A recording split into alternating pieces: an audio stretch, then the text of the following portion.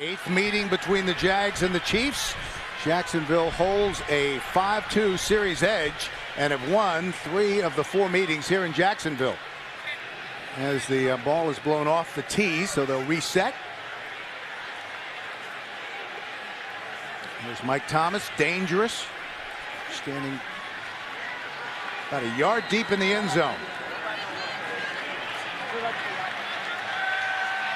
Teams don't play all that often. The last time was in October of '07 at Arrowhead. The Jaguars won it 17-7, and we're underway, and a big kick that sails out of the end zone for a touchback.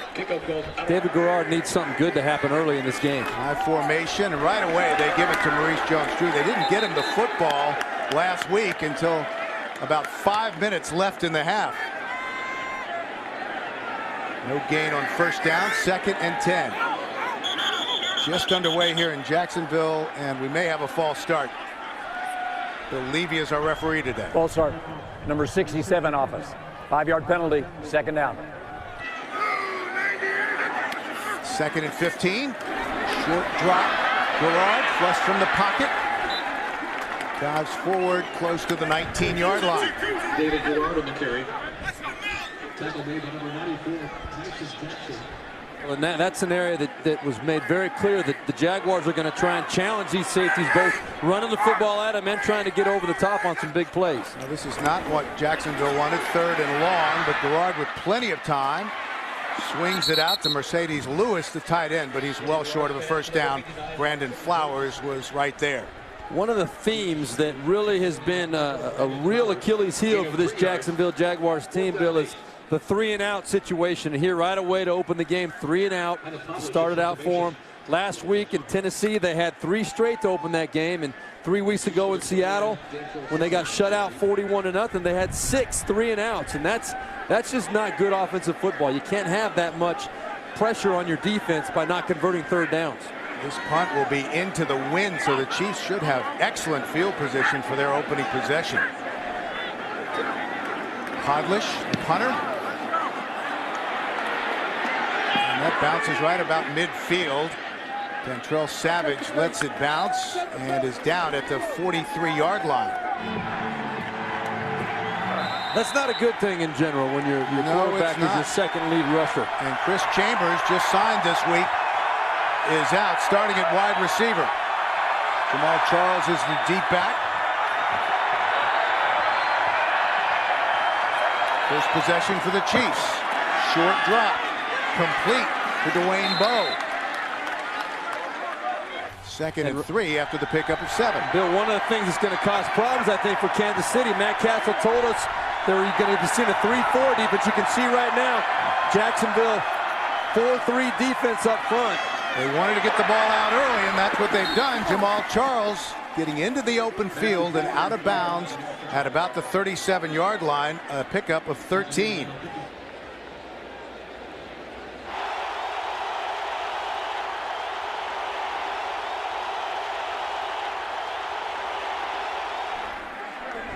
And on that play, they get down just inside the 30-yard line, Jamal Charles. Well, what we're going to see, Bill, all day, I think, because of the style and the talents of Jamal Charles, you're going to see a lot more trying to get to the edge by this Kansas City Chiefs offense. Larry Johnson, a between-the-tackles type runner, coming right at you. But Jamal Charles, he has got that Chris Johnson speed to the outside. They're going to try and create ways to get him to the edge. Very up-tempo offense here early for Kansas City. Want to get out of the gate quickly. They've scored only 6 points in the first quarter all season. Charles has to cut it back and is apparently just short of a first down. Justin Durant, the middle linebacker, made the stop. One of the reasons why Jacksonville has made the switch, Bill, to the 4-3 defense is because they have been absolutely anemic in getting pressure on the quarterback. Only 5 sacks this year. Jack Del Rio, his defensive staff, extremely frustrated, trying to do something that might generate more pressure up front. Todd Haley, Matt Castle, they're caught off guard a little bit right now, but they're doing a good job adjusting on the move. And they brought in Dentrell Savage as the running back.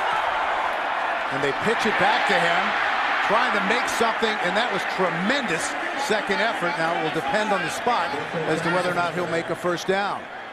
I think he's a little bit short. Now this Kansas City Chiefs team, they go for it an awful lot on fourth down, 17 times this year. Now a lot of that is dictated by the fact they're losing in a lot of ball games late. But as you can see right there, Kansas City Chiefs not too good on the opening drive. One of only 4 teams in the league to have not scored on their opening drive. We're going to see just how short it is right now. But Todd Haley, I have no doubt in my mind, if they are short, they will go for this. Just about a yard short. Yeah, the kicker, Ryan Succop, was halfway out on the field, but Todd Haley said, no, come on back over here. We're going for it. Chiefs are back after the bye week. They come into week 9, 30th in the league on offense, 30th on defense, with a record of 1-6. So why not go for it on fourth down? And also one of the things we heard yesterday from Todd Haley, his team has got to get off to a quick start. They've only scored 6 points in the first quarter this year. He wants to get a touchdown, something good to happen early in this ball game. And out of the shotgun on 4th and 1. Now they switch. Looks like they're trying to draw them off sides. Lance Long in motion, and Jacksonville doesn't budge. We're back after the Kansas City timeout. Ryan Succop on to try a 45-yard field goal with the wind blowing right to left and gusting today here in Jacksonville. And both kickers really struggled in warm-ups, pregame warm-ups, with trying to figure out this wind. Should be blowing from Ryan Succop's right to left. Colquitt with the hold, and that's perfect. Well, he has had a terrific rookie year. 3-0 Kansas City, 9:54 left to go in the first, and already halfway there. They have not been a productive team in the first quarter. Jacksonville trying to avoid the slow start they experienced last week at Tennessee. Mike Thomas, ball's on the ground, fields it finally at the 4. Has some room and is brought down hard just across the 20 to the 21-yard line. And at one point in the second quarter last week, Tennessee led in total yards, 149 to -7 for Jacksonville. Second possession, right side, Maurice Jones-Drew. Jags have actually been pretty good in their opening possessions. They've scored 5 of 7 times coming into this game, 4 field goals and a touchdown. First time they've had the football this season, but experienced a 3 and out here today. Maurice Jones-Drew, his numbers were just gaudy last week. 8 carries, and he averaged 22 yards a carry. Yeah, an 80-yard touchdown and a 79-yard touchdown will help those stats. Second down, the left side. Just short of the 30-yard line. Well, he's only the 3rd running back in NFL history to have 2 touchdown runs in the same game of over 75 yards. The other 2, you might ask, Frank Gore did it this year earlier in the season, and Barry Sanders, the other guy that did it as well. Pretty good company there. 3rd and 1. Gerard, he's going to run for the first down. Plenty of room, and makes a slide at the 38-yard line. And that will move the chains. Gerard, 27 and 26 as a starter for Jacksonville, 56 career touchdown passes, but he admitted to us that he needs to work on making better decisions at times. He wants to make plays, but sometimes, as you would know, Steve, you just got to throw the ball away. Right, or do what he did right there. He's the 2nd leading rushing quarterback in the NFL, 162 yards. Right there, he showed his ability. If it's not there, tuck it and go. He can be very productive running the football. 1st and 10. Fake the reverse. Maurice Jones-Drew up the middle. Such a strong, powerful runner. Unbelievable combination of speed, strength, and plus, you see how he's built low to the ground. So strong in his lower body. As you mentioned earlier, Steve, he squats 600 pounds, and that creates a situation where he's just tough to bring down. You watch him run with the football, and you see defensive linemen who weigh 100 pounds more than him just bouncing off of him because of his build and his strength. And so far, Kansas City doing a great job getting to the football. 2nd and 7. Getting it out quickly to Jones. Drew a nice little move back inside and a first down into Kansas City territory. That's a great example right there of another reason why Maurice Jones-Drew is so effective. He's got 28 catches on the year, 5th among running backs in the NFL. They find a lot of ways to get the ball to him out in space, and you can't bring him down with just one guy. He'll make one guy miss, run over somebody else. He knows what to do with the football when he gets it in his hands. So explosive. He's averaged 126 all-purpose yards per game since he came into the National Football League. Rashad Jennings has now checked in for the Jaguars. Garrard. That's caught. Jennings, the rookie out of Liberty, the 7th-round draft pick. Demario Williams, the left inside linebacker, made the stop. Really a good decision by David Garrard right there.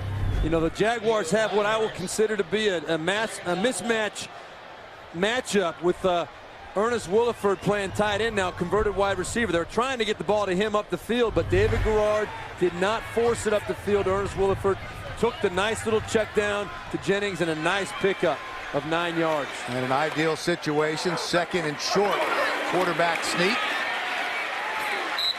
Garrard fights his way down inside the 35-yard line, down to the 34. Now this is the quarterback in me, and I'm by the way, I'm very impressed with what Dirk Cutter does as the offensive coordinator for Jacksonville. And looking right here, you see David Garrard only behind Aaron Rodgers as far as rushing quarterbacks this year, but right there at 2nd and 1, I would have loved to have seen Jacksonville take a shot over the top, because you know Kansas City in that situation is going to be playing run. I know Dirk Cutter just saying, you know what, I want to move the chains. I want some good things to happen. Totally understand the decision. Jones-Drew is back in. They give it to him on the delay. Patiently waiting for something to open up, and gets inside the 30, down close to the 28-yard line. DeJuan Morgan, the free safety, made the stop. And again, Morgan forced into duty at free safety because the Chiefs have been so thin there. John McGraw is out with a hamstring. Morgan in his 2nd year out of North Carolina State, a 3rd-round draft pick in 2008. Glenn Dorsey, the defensive tackle for Kansas City, told us how important. When you mentioned Maurice Jones-Drew, he said, you know what, we have got to rally to the football. We've got to get 8-10 guys there every time he touches the ball. Rashad Jennings, left side, nice hole! And he's going to score! Great block by Mike Sims-Walker, and touchdown Jacksonville.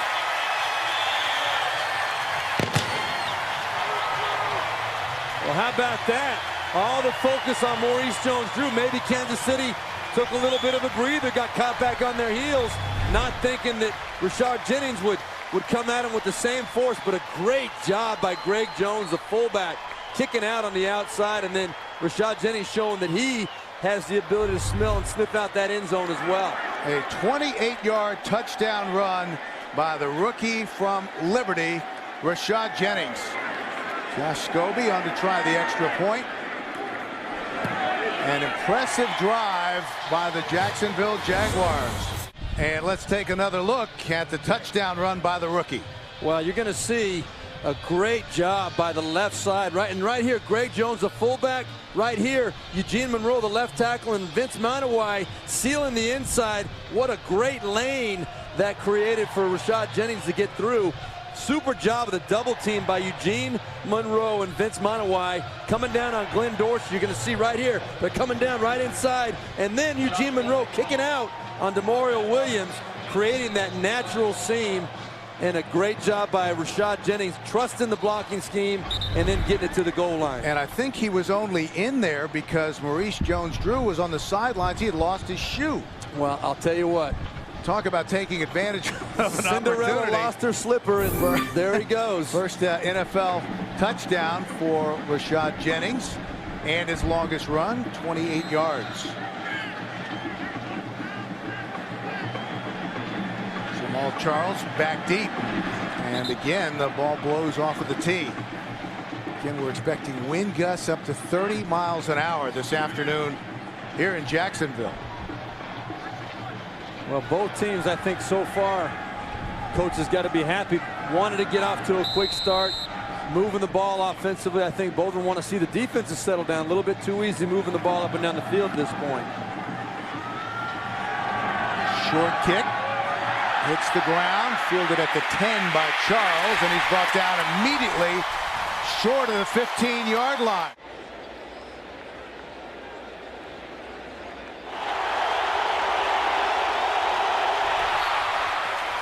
Well, second possession for the Kansas City Chiefs after getting a field goal the first time they had the ball. Mark Bradley was the intended receiver.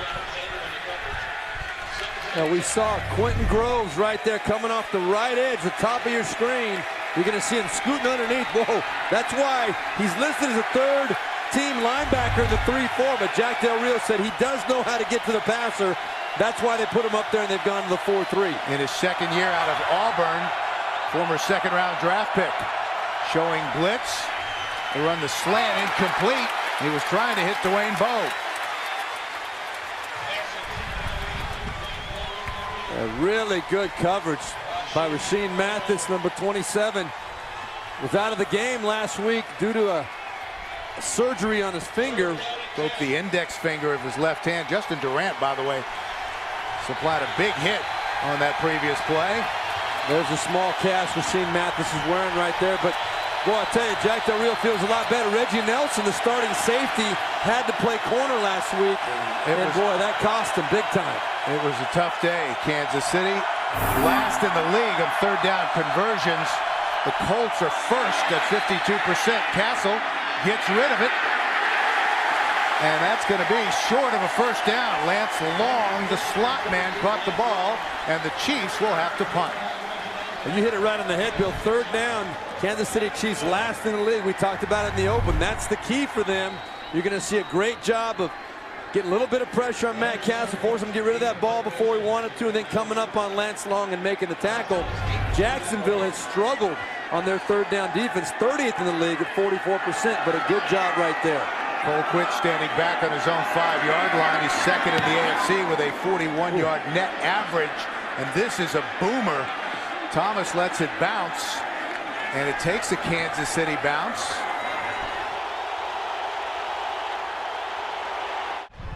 .330 left to go in the first. 7-3 Jacksonville. The Jaguars trying to continue their rhythm on offense. They rank 11th in total offense, but they've been outscored in their last 3 games by a combined 91-36. Long field for Jacksonville. Then they fake the reverse, and maybe a pickup of 1 for Maurice Jones-Drew. 2nd and 9.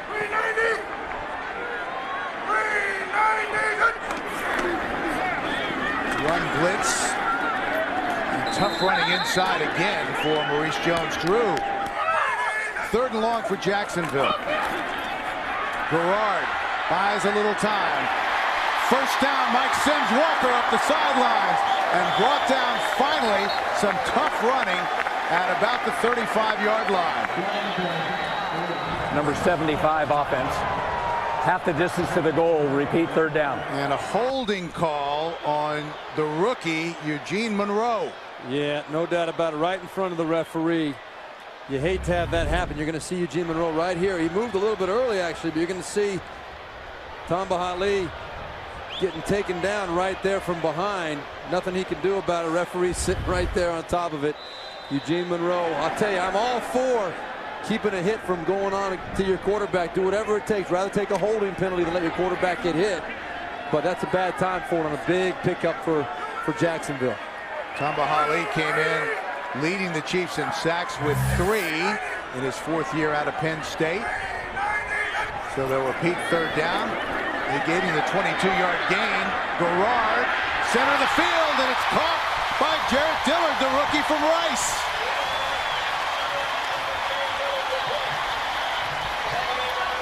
I'll tell you what, that was a fantastic throw by David Garrard. The kind of throw, really, that coming out of your own end zone, your coaches don't want you to make very often. Jovan Belcher, the linebacker, number 59, was underneath. You're going to see right over his hands right there. What a great throw and catch by Jarrett Dillard and David Garrard. Huge play coming out of the end zone. But I was holding my breath with that ball in the air, I'll tell you. Pickup of 33 on 3rd and 14. So 1st down for Jacksonville. Here comes the reverse. Mike Thomas has it. Thomas with some running room.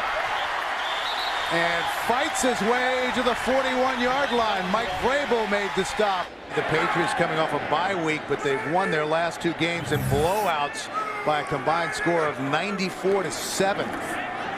Maurice Jones-Drew.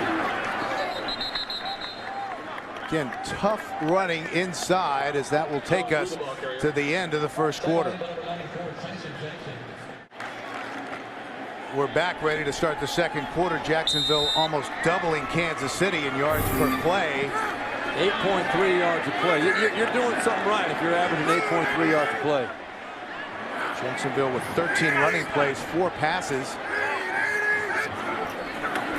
From the 40, Garrard. Maurice Jones-Drew in the slant. Did a good job bringing that in. We're seeing great pass protection by this Jaguars offensive line in general. They've given up 19 sacks to David Garrard this year, but doing a great job today. After the pickup of 14, Maurice Jones-Drew using some of that lower body strength to move the pile and get it down close to the 20-yard line. Yeah, I mean, watch the legs drive. I mean, they just keep on motoring and moving and moving, and you have to literally take him to the ground before that whistle's going to blow. And he told us that's a lesson that goes way back in his childhood. What did you think when he told us that he squatted 600 pounds? I said that's about 5 of you, isn't it? Good penetration that time by the Kansas City Chiefs, led by Corey Mays, the inside linebacker out of Notre Dame. And that results in a loss. So it'll be 3rd and about 9 coming up for Jacksonville. Yeah, just a complete breakdown by the offensive line right there. Corey Mays shooting the gap and making a huge play for his defense. Spent time with the Patriots and the Bengals before joining the Chiefs this offseason. That was the first negative play of the game for Jacksonville. So 3rd and long. Garrard under pressure, trying to get away. Somehow does from the first man, but then he goes down. Tamba Hali finally got the sack. And that is his 4th sack of the season. Yeah, you're going to see Todd Haley likes that right there, but even Britton, the right tackle for Jacksonville, and Tamba Hali going to cause a lot of problems for both these rookie offensive linemen. He's switching sides, giving these guys all they can handle, and right there, David Garrard, he's got to sense that and maybe get rid of that football. He almost put Josh Scobie out of field goal range there. Fortunately, he's going with the wind. He can probably get it there at this point. This is a 53-yard try. He's had attempts of 63, 58, and 55 yards this season. This would equal his career-long 53-yard attempt with the prevailing wind, although it's crossing a bit.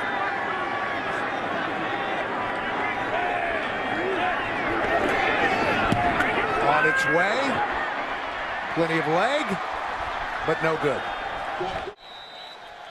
Back in Jacksonville, a 9-play drive for the Jaguars, but they come up empty. Good starting position for Kansas City from their own 43-yard line. Kobe Smith has checked into the game, and he gets the carry on 1st down.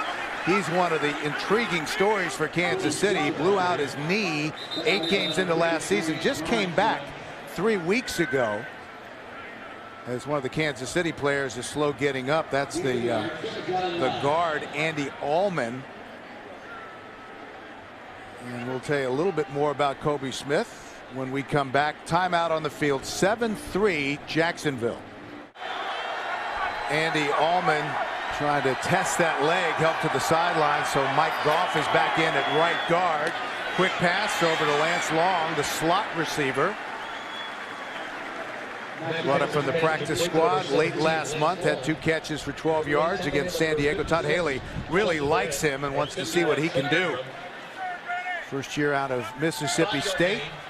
He checks out, but getting back to Kobe Smith, he blew out his knee 8 games into last season, just came back, and remember his very first start back in 2007 against the Raiders, he set the rookie rushing record for Kansas City with 150 yards on 31 carries.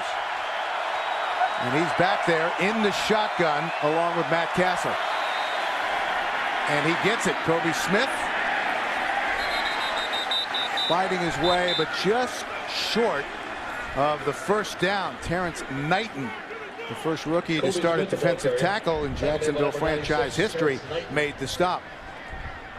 Gain of 2 yards, 4th down and 1. So that'll bring up 4th and 1 for Kansas City.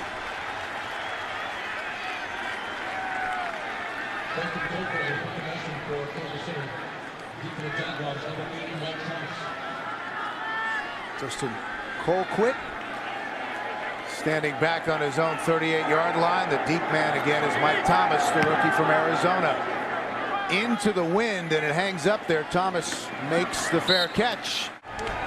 David Garrard is perfect, 5 for 5 for 72 yards. On the rollout, guns it toward the sidelines. Mike Sims Walker, and that's going to be a first down for Jacksonville. A nice grab.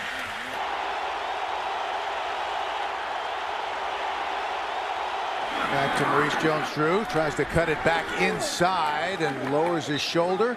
Fighting his way close to the 30-yard line. Corey Mays made the stop. And we haven't seen yet, Bill, a shot by the Jacksonville Jaguars over the top.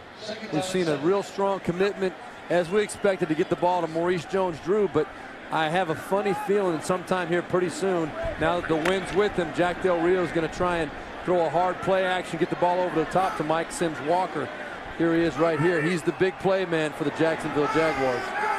3 receivers to the right side. We get it to the rookie, and that may have lost a yard. Mike Thomas dropped immediately by the cornerback Brandon Flowers. This is just a tremendous play by Brandon Flowers. I mean, you talk about just making a break on the football, fighting through a block. And Michael Sims Walker was trying to block Brandon Flowers right there, but he read it, keyed it, made the break, fearless going after Mike Thomas, and a tremendous open field tackle with a big receiver trying to block it. Flowers in his second year out of Virginia Tech. So another 3rd and long for Jacksonville. They just rushed 3. And that's all it took. Garrard still on his feet. How in the world did he get away? What a tremendous individual effort by David Garrard, but he's going to come up about 2 yards short of a first down. I have no idea how David Garrard got out of this. We're going to see right here, because there's pressure immediately. That was McGee that had him. I mean, how he squeezed out of that, I have no idea, but he is 240 pounds and extremely strong and does not go down easily. That's pretty obvious now, we know. Good job getting 7 yards back, improving the field position. McGee, the rookie, 3rd-round draft pick out of Purdue, could not bring Garrard down. Savage, tricky conditions, does a nice job fielding it. And take a look at the numbers. Kansas City only with 44 yards total offense, and Maurice Jones-Drew alone has 54. And that's a concern for Kansas City. But the good news is they only trail by 4, 7-3. Kansas City went 3 and out the last 2 times they had the ball, and that is incomplete. Sean Ryan just flat out dropped it. You're exactly right. Todd Haley and Matt Castle both told us that over the bye week, one of the things they really focused on was trying to change the structure of their passing game to more of a quick strike, quicker, shorter throws, emphasizing yards after the catch, try and get the ball to these guys on the move. So there weren't so many hits on Matt Castle, so many sacks back there. But if you're dropping balls right on the money, it's all fruitless anyway. It doesn't matter. Dantrell Savage, in his second year out of Oklahoma State, is the deep back. And they give it to him, right side. Finding his way for a couple of tough yards. He has primarily been used as a return man for the Chiefs. Came in with 8 carries for 41 yards and 6 receptions this season. I'll tell you what, I like the way he hit that hole, though. He was fighting for those extra yards, trying to rip through tackles. Good effort by Dantrell Savage. Well, their woes on 3rd down continuing so far today. Yet to convert. That puts them under 20% on the season. 3rd down conversions.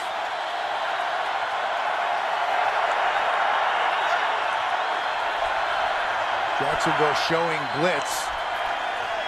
Castle under pressure. keeps his feet and brought down at about the 37-yard line by Julius Williams, the rookie free agent out of Connecticut. And again, the Chiefs will have to punt. Yeah, not a lot there. Matt Castle just didn't have anywhere to go with that football.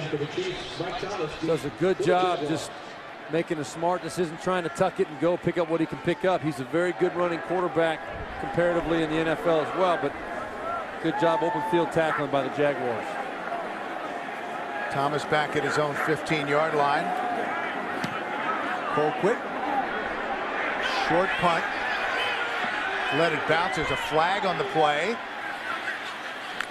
Takes a Kansas City roll and finally is down at the 23-yard line. But let's check the penalty.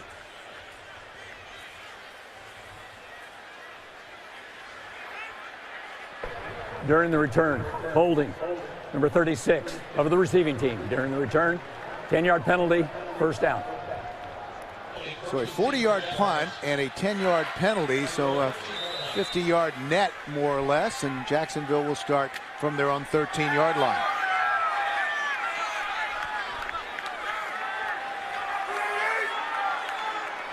.6:24 left to play in the half. Maurice Jones-Drew. Just so strong. Got 6 of those yards all on his own. Going for his 3rd straight 100-yard game.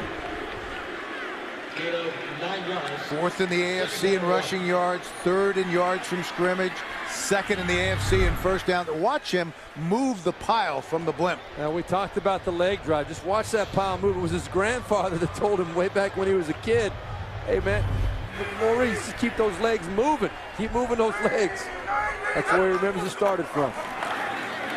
So they keep it on the ground on 2nd and 1. And they're going to be just short, it looks like, of the first down. Tamahali made the stop. Oh, he's been active today. So 3rd and short for Jacksonville. Mike Thomas, the rookie, checks back in. Done a good job limiting Mike Sims, Walker, and Torrey Holt today. 3rd and 2 for Jacksonville. Garrard. That ball's out. Torrey Holt, and is it a fumble? There's the whistle, and they're showing that it's Kansas City's ball. Yeah, I think that might be a fumble. DeJuan Morgan, who's starting today at free safety, finally came away with it. But the only question is whether that ball came out before his knee hit the ground. Let's see what we think here. If that right knee hits before the ball comes out, that's going to be one of those, Bill. If that ball, I think if the call was ruled no fumble, it wouldn't be overturned. I don't think they're going to overturn it now either, because it's got to be conclusive. That might be worth a challenge, though. It might be worth a challenge, but it's got to be obvious in order to be overturned. In my opinion, there's not enough evidence there because he had the ball with one hand. Jacksonville is challenging the ruling of a fumble on the play. Yeah, they're going to challenge that. And the question is whether or not with the one hand he still had control as he went down. When does he lose control? Is it before that knee hit the ground or after? So let's take another look. No doubt about the catch. And he extends that right arm, and the contact is made. That knee is down, but that ball is coming out. You can see. Now that was Derek Johnson, the former #1 draft pick, number 56, coming there from the right side of the screen, and he kind of knocked it away. But the knee is down too. But I think, as we said before, the fact that it was ruled as a fumble, I don't think there's enough evidence to overturn it. It was one of those bam-bam type things, but I think Jack Del Rio's got a good case, but they're not going to overturn it.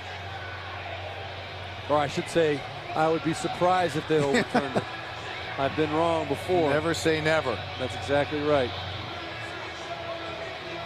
Todd Haley over talking to his quarterback.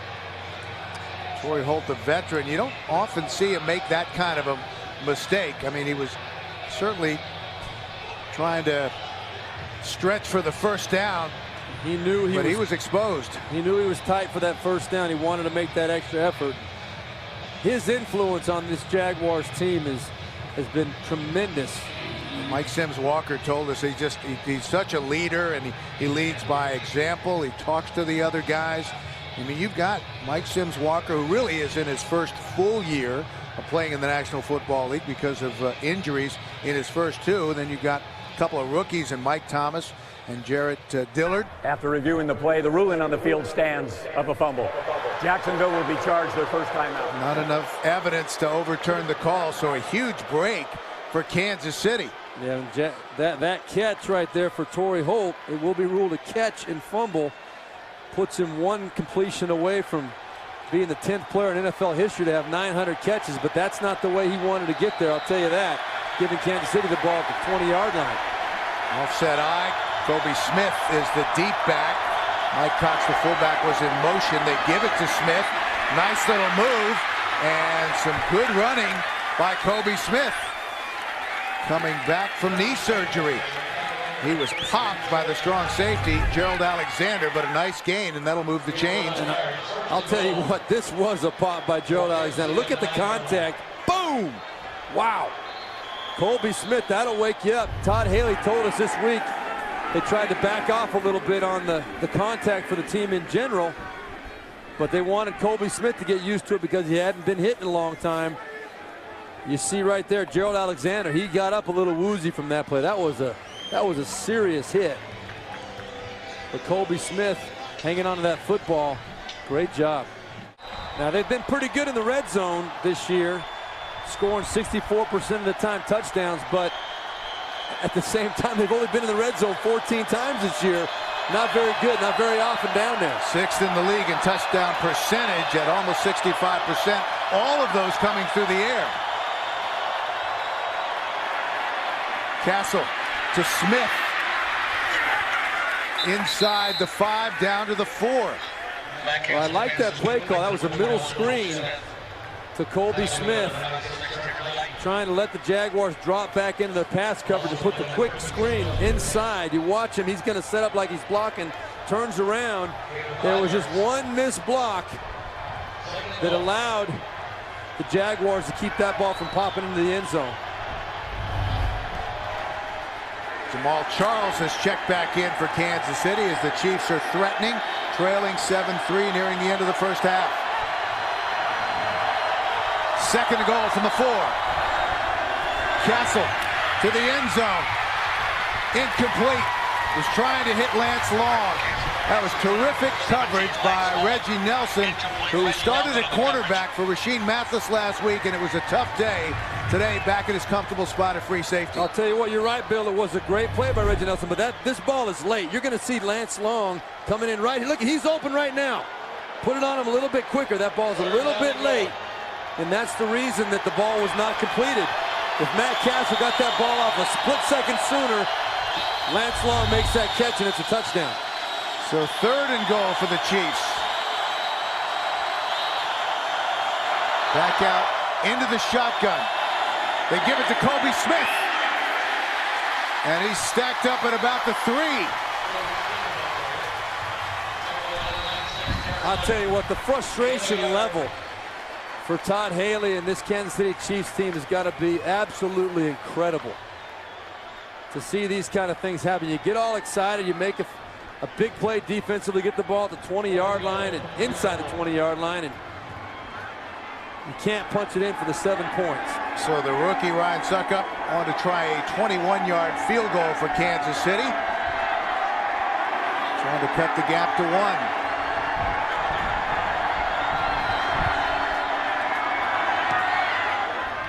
1. And it's good. So after the second field goal by Ryan Suckup, 7-6. 5 plays after the turnover, but a good defensive stand by the Jacksonville Jaguars. Yeah, Jacksonville's got to be extremely excited about the fact they held him just to a field goal after the big turnover. Torrey Holt stretching for the first down, which he got, but he gave up the football.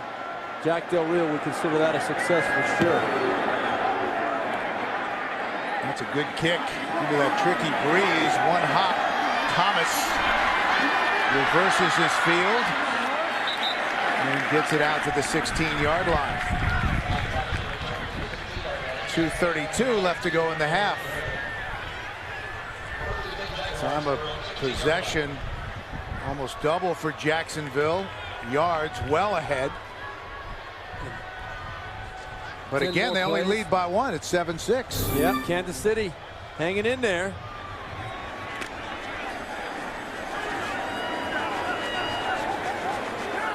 So how aggressive will Jacksonville be here nearing the end of the first half? From the 16-yard line. Gerard rolling out. Sims Walker still on his feet. Nice balance. Gets it across the 25 and finally out of bounds, close to the 28-yard line. Well, you see why Michael Sims Walker's the guy you want to get the football to. He's 6'2", 214 pounds. You cannot arm tackle him. There aren't many defensive backs that will be able to get him to the ground if they don't wrap up and take him down. He loves getting the ball in his hands and running with it out in that open field. Good for 12 yards. Clock continues to run. Goes to the 2-minute mark. Gerard flushed from the pocket. Finally able to throw it away. Torrey Holt was in the vicinity. 1:59 left in the half. 2nd and 10 for Jacksonville after the first incomplete pass by David Gerard. He completed 9 straight for 97 yards to start the ball game. Well, technically he completed that pass to his head coach on the sideline. Thomas is the motion man from the shotgun. Gerard to the sideline, and that's a nice catch by Torrey Holt. David Gerard's pass complete to number 81. They'll get to the line of scrimmage in a hurry. Mike Richardson made the stop. The nickel back.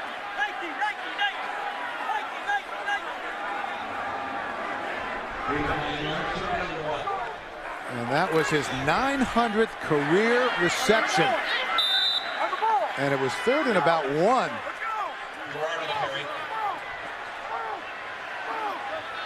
So they're taking their time. Clock continuing to run. Kansas City doing a good job of getting up off that pile slow, letting that clock run. That was a first down. So Gerard, 1:10 left in the half. Sims Walker all alone. Mike Sims Walker, and he scores. 61 yards. And finally, David Gerard breaks through with a touchdown pass.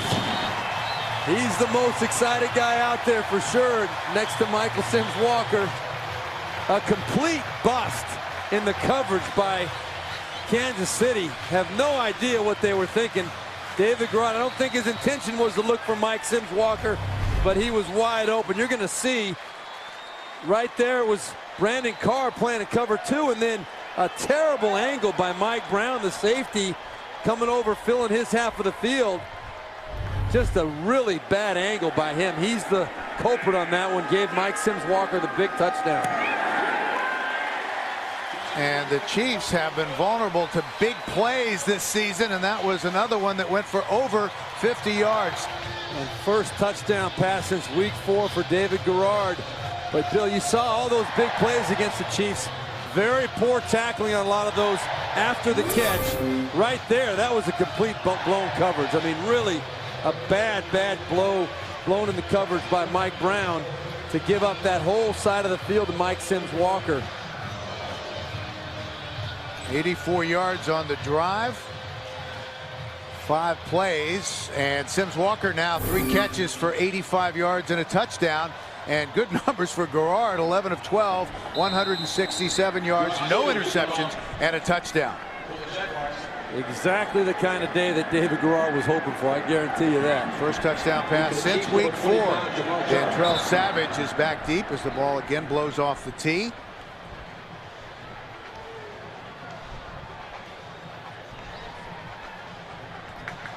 So they'll reset.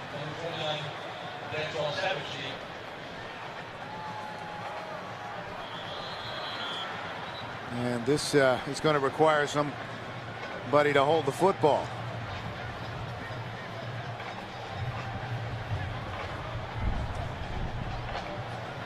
So Gerald Alexander, the starting strong safety, comes out. And he'll keep it on the tee. 1:02 left to play in the half. Now 14-6 Jacksonville after the quick strike touchdown. Savage at the 5. Stumbles forward across the 20 to about the 23-yard line. Well, one of the things that Todd Haley told us yesterday that he's been really fighting, and it showed up last week against San Diego when the team was playing well early. They really felt like they were going to win that ball game, and then as soon as bad things started to happen, he said he can sense this team gets that here we go again mentality, that negativity that comes in. They lose their confidence, they lose their esteem as a team, and that's an area that he really wants to focus on. They gotta win a few games, have some good things happen before they really start believing in their abilities to come back and make a ball game out of it. Kansas City with only 68 total yards of offense. To the sidelines, that's caught by Lance Long. Rasheem Mathis closed in a hurry, brought him down right away. Also trying to get his team up in a hurry, get the next play off. Under 40 seconds remaining. Looks left, throws right, Charles, and he has a first down for the Chiefs. Now to the 34-yard line, and we're going to get a timeout from Kansas City.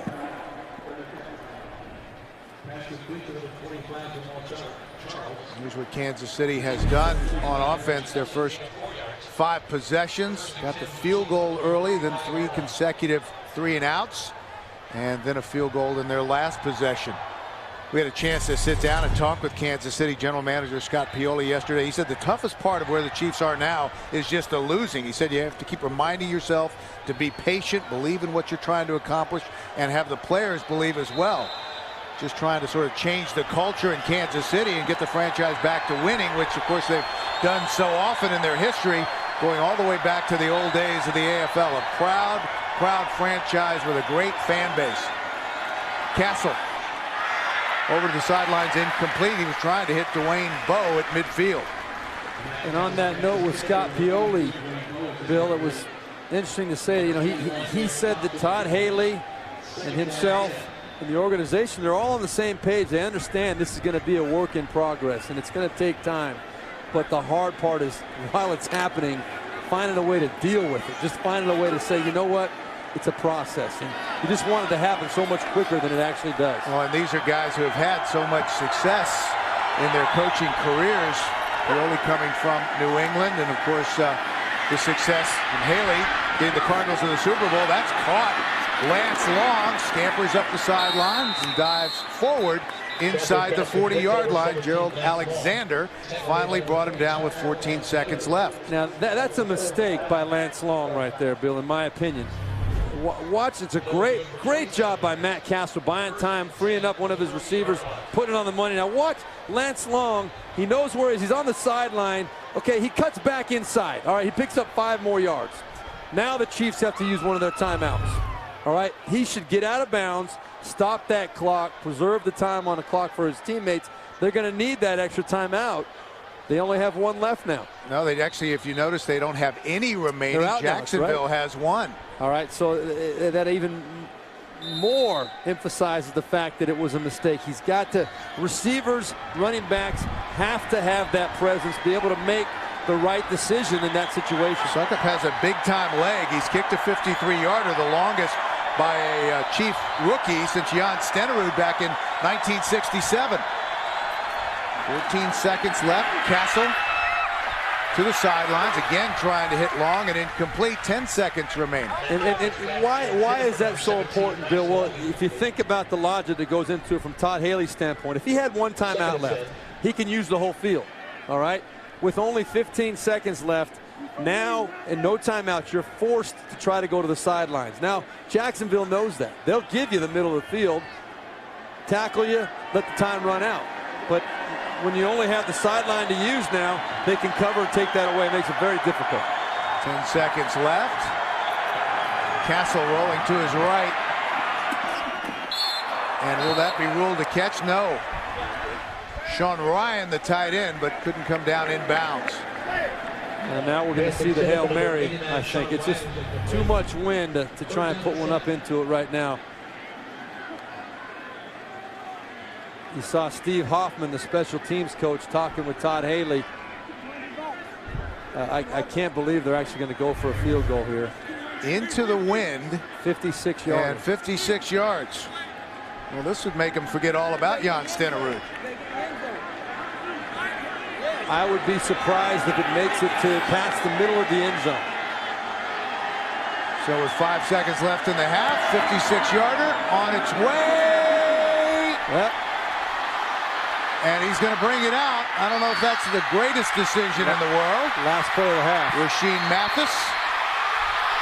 Well, that's up the sidelines. We have a flag down on the play. And finally, he's brought down. And that may be a horse collar. He grabbed him by the hair, I think.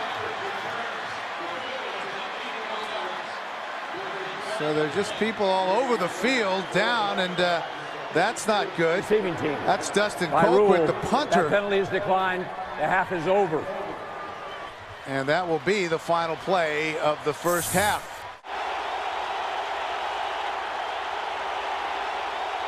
Knuckleball kick fielded by Dantrell Savage, and he is upended short of the 20-yard line.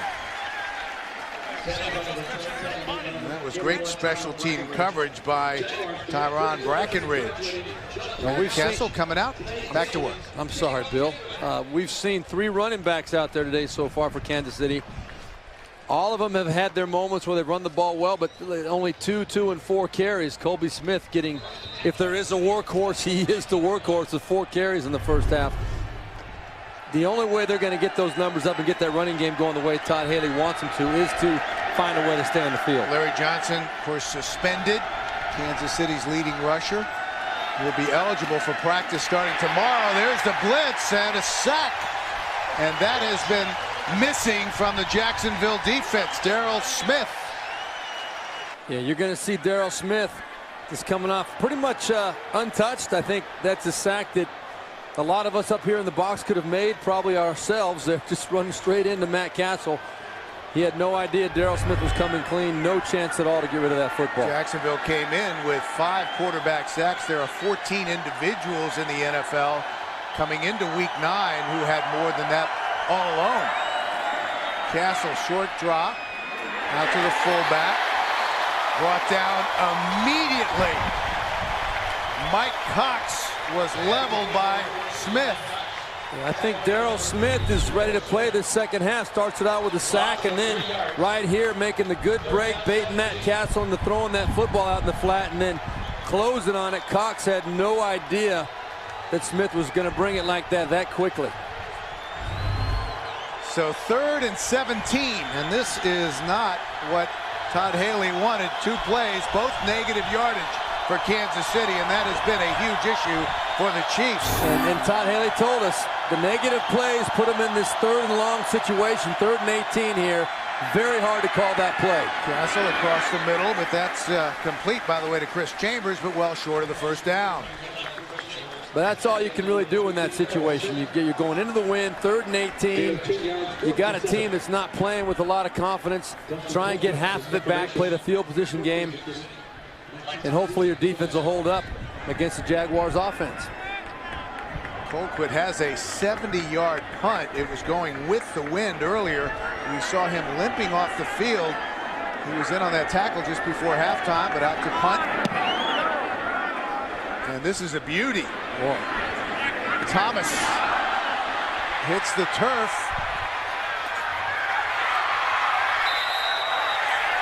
Jacksonville has it.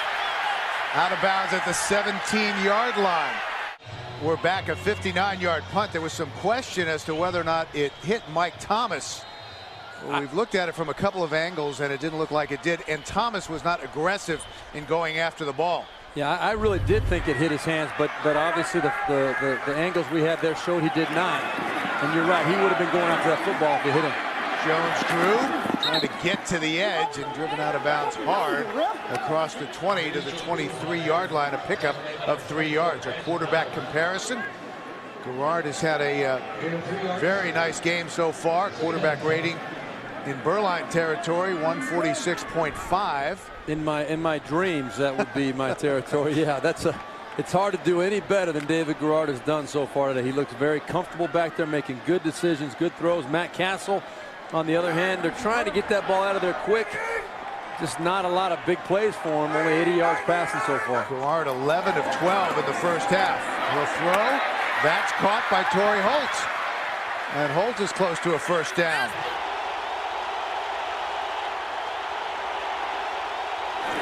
Jones drew. And 3rd and short, and that will be enough for a first down close to the 30-yard line. Demario Williams made the stop in his 6th year out of Nebraska. You know, the early days of this franchise, there was so much enthusiasm and excitement, as there always is in a situation like that. And you know, we're going back to 1995.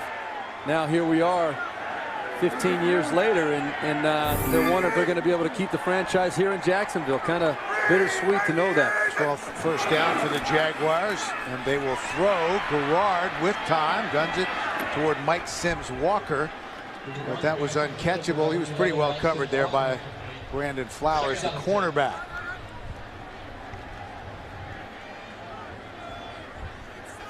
Well, this may turn out to be one of those pivotal weeks for Jacksonville. There's a huge difference in being 4-4 at the midway point of the season and being 3-5. Jacksonville trying to rebound from that thumping last week against Tennessee. Coming off a bye week, they were going for a 4th win in 5 games.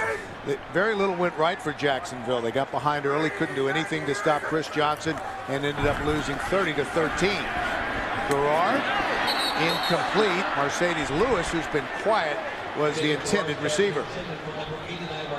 Well, one of the guys that Jacksonville is so excited about right there, Mike Sims Walker, the big touchdown at the end of the first half. He does things. He's starting to get that confidence, and when we talked to him on Friday, you could just see him just gaining confidence. Every single thing we talked about, he was saying, you know what, I got a lot of things I have to work on, but I'm starting to get a little bit more respect on the football field. People starting to understand that I can do some things out there, and that's what everybody wants to do. Big, strong, and athletic. And wide open. 3rd down. Caught. Torrey Holt. Big play on 3rd and long. First down, Jacksonville. Brandon Carr made the stop after a pickup of 18 yards. I don't think anybody was covered on this play, Bill, to be honest with you. Mike Sims Walker was coming wide open underneath. Nobody covering Torrey Holt there either. Good solid throw by David Garrard. Incredible protection. Nobody in his lane, nobody near him. That's a quarterback's dream right there, and to have number 81, boy, it would be fun to throw to Torrey Holt. She's showing blitz. Keep it on the ground. Maybe a pickup of 1. And don't forget rookie 3rd-round draft choice Jarrett Dillard, who made that catch in the first half, the big catch over the middle to get them out of their end zone. They've got some good, young, talented receivers. They've not had that here in the past. Dillard set the NCAA record for career TD receptions at Rice with 60, and he throws it away over the head of Maurice Jones-Drew. Now that was an absolute jailbreak right up the middle. Glenn Dorsey coming up the middle. I don't know exactly what the problem was, but he was right there in David Garrard's face. Never had a chance. I thought for a second it was a screen pass, the way the Jaguars were letting guys come running through there, but just a complete bust. I think it was Vince Manawai on the left-hand side that just let Dorsey come right through. So another 3rd and long for Jacksonville. Let's see if they're able to convert again. Close to midfield. Garrard able to keep his feet, and finally has to throw it away over the head of Mike Sims Walker. I'll tell you what, Tamba Hali is having a field day with Evan Britton and Eugene Monroe. He's switching sides back and forth. You're going to see right here coming off the edge, just straight up the field, right around. You see Evan just put his head down. Evan Britton just put his head down and lost complete sight of Tamba Hali there.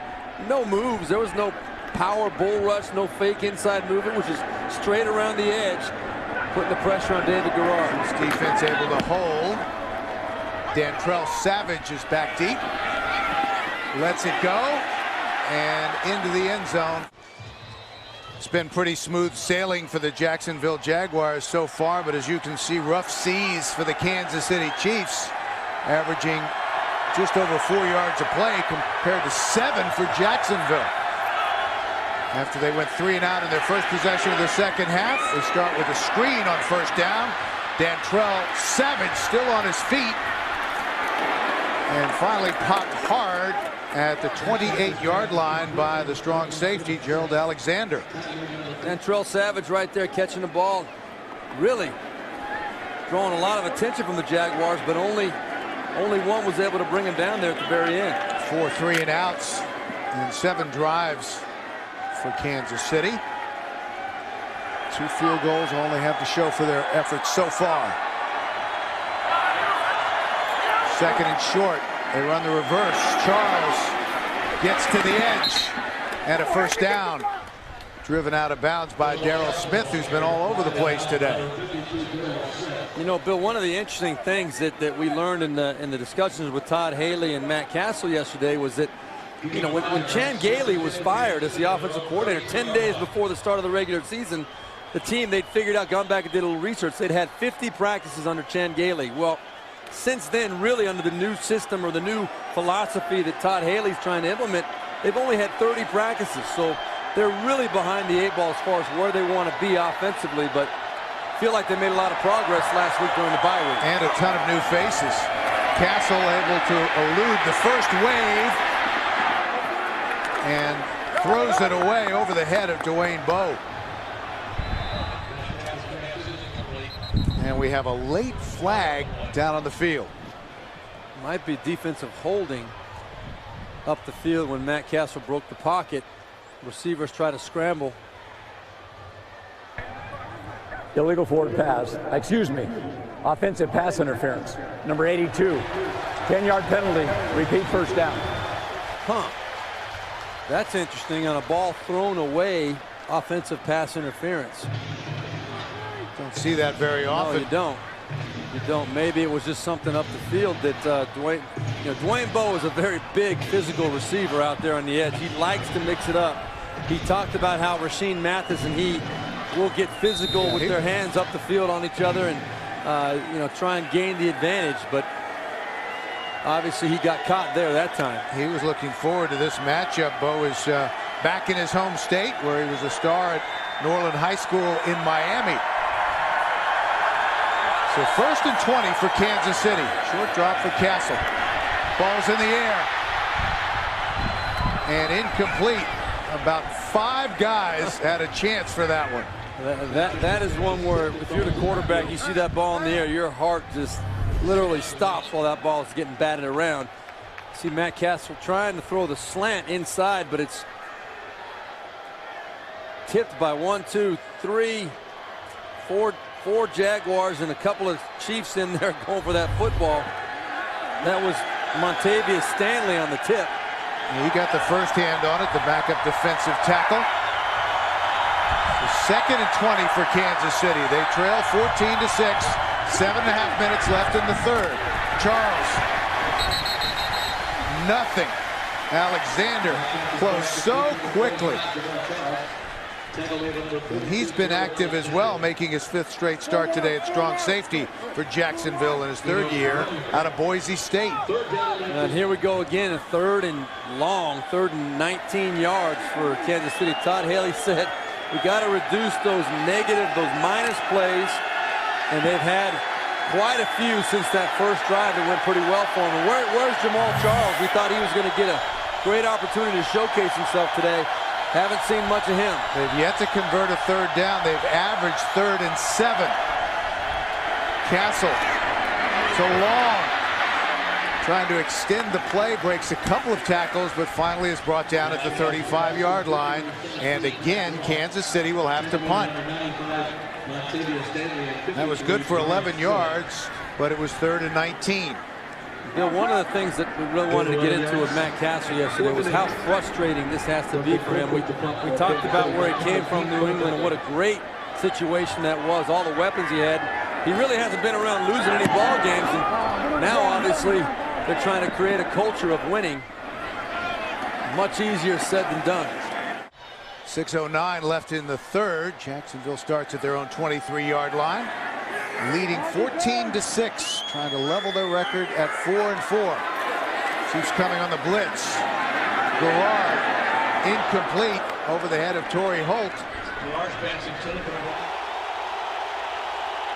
Going sack for Kansas City. Remember, that was a huge issue for them last year. And another powerful run by Maurice Jones-Drew.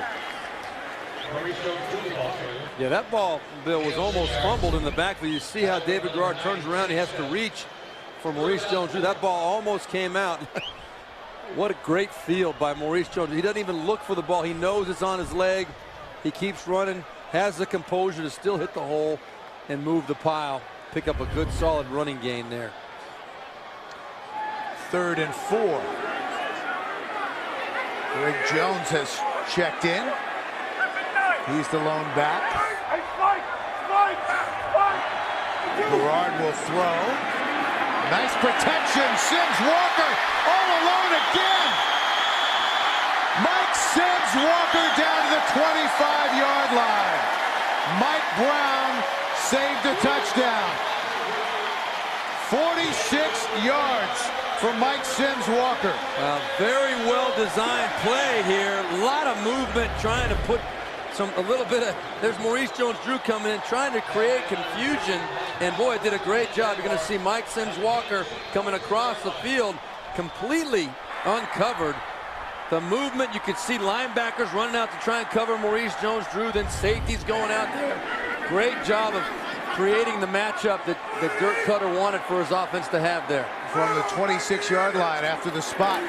Again, they'll throw. Checks it down.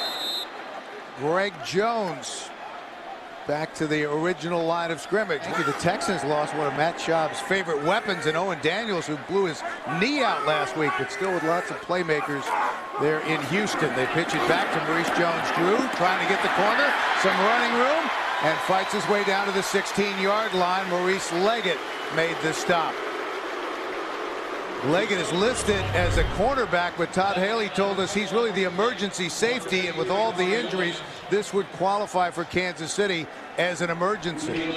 The key block on that play, too, there, Bill, was a good physical block by Mercedes Lewis, who was coming across the formation in motion, and he hit Mike Vrabel, the outside linebacker the Kansas City Chiefs picked up this year from New England, sealed him inside, and that allowed Maurice Jones-Drew to get to the edge.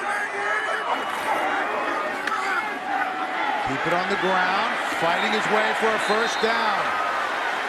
The Jaguars threatening, already leading 14-6.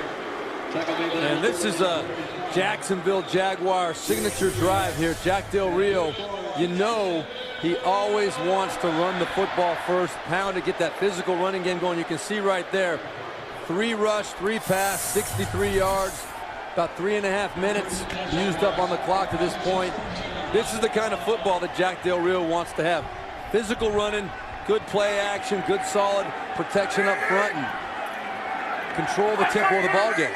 High formation. Left side, Maurice Jones-Drew. Great penetration that time by the front defensive line, the front 3 of the Kansas City Chiefs.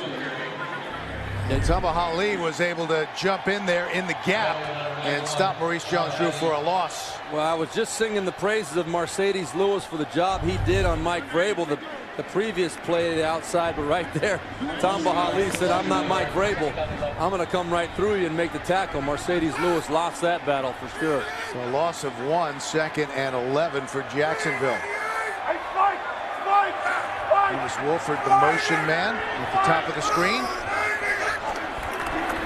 3-step drop. They tried to hit the slant. Garrard, nowhere to go, and finally throws it away. He can extend plays with his legs. It's kind of a tightrope walk, you know, for David Garrard when he's out there running around. There you see Ernest Wolford. Once the quarterback breaks the pocket, defensive players can't hit him as long as the ball is not up in the air. But look at that. He's sitting in the back of the end zone pretty wide open there. David Garrard would like to have that. But, you know, it's a tightrope, I was saying, with David Garrard, the way that you don't want to take that ability that he has to extend the plays away from him. But at the same time, he's got to show that he can make the right decisions at the right time by getting rid of the football like he did right there. 237 yards passing for Garrard, 130 of that to Mike Sims-Walker. And again, that's Sims-Walker, but he's going to be short of the first down, brought down at the 9-yard line. Mike Richardson had pretty solid coverage. Yeah, this was a call by Dirk Cutter. Just a nice safe call on the outside. They weren't going to try and get greedy. Make it a little bit of more of an easy field goal for Josh Scobie, hoping that maybe Mike Sims-Walker could break the tackle and get the first down, but happy to take the field goal here. Trying to make it a 2-score game. 27-yard field goal try with a chip shot.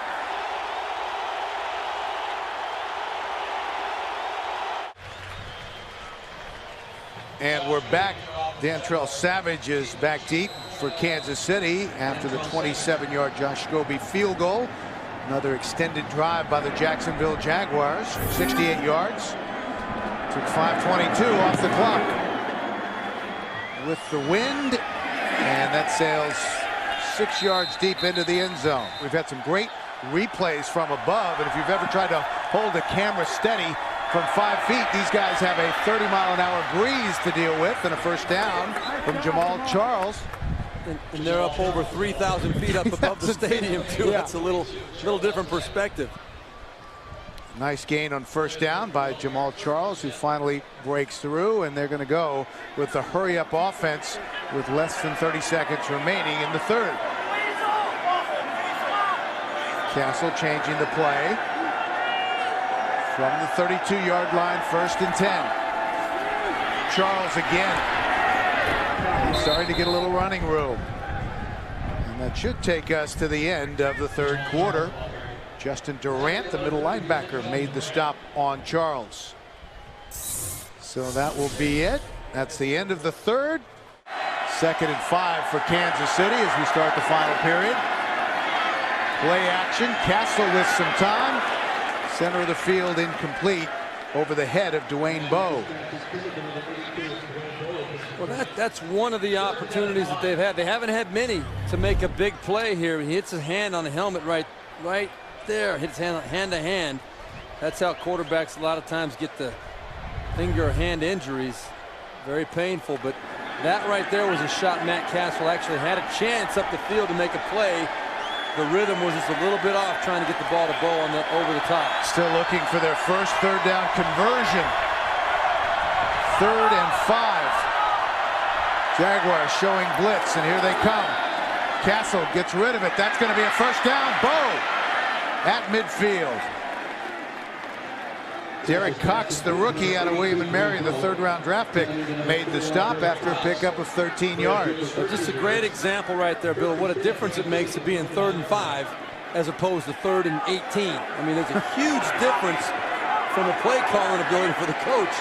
And what do you know? They convert one.